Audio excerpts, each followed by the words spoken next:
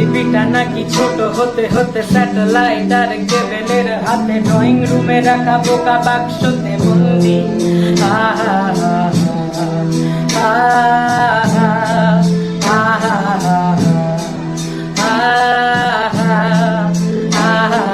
ঘরে বসে সারা দুনিয়ার সাথে যোগাযোগ আজ হাতের মুঠোতে, বুঝে গেছে দেশ কাল সীমানার গন্ডি।